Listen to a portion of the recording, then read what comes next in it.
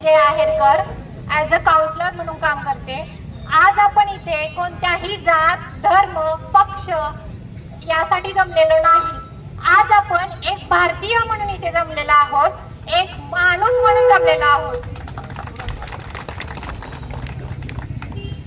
जे काही जंतर मंतर या मैदानावर चाललेलं आहे, नीट पेपर फुटी असो किंवा इतर पेपर फुटी असो, तिथे नैतिक जबाबदारी घेण्याच्या संदर्भात आपण इथे बोलण्याला जमले आहेत।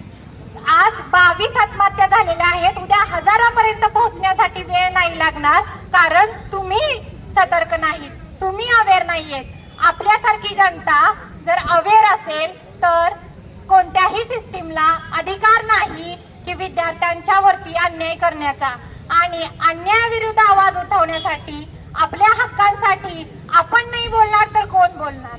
बरोबर आहे की नाही?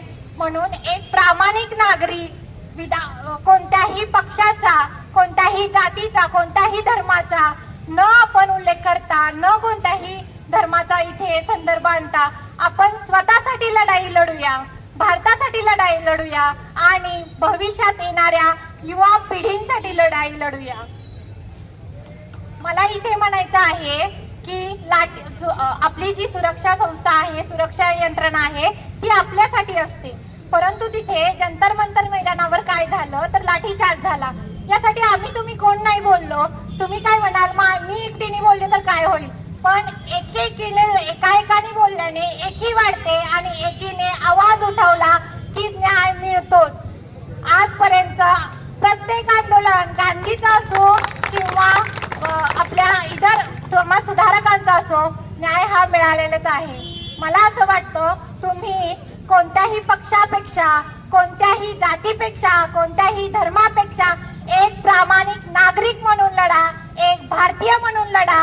नक्कीच सत्याचा आणि प्रामाणिकताचा नेहमी विजय राहत असतो। त्यामुळे तुम्ही तुमची मूल्य जपा आणि भारताची मूल्य इतके महान बनवा की भारताचा झेंडा अजून एकदा गर्वाने फडकला पाहिजे। आहात कोणाचे तरी तुम्ही पालनकर्ता आहात, कोणाचे तरी टीचर आहात, आज तुम्ही आवाज उठवला की लहान मुलं तुम्हाला अनुकरण करूनच त्या गोष्टी करतात।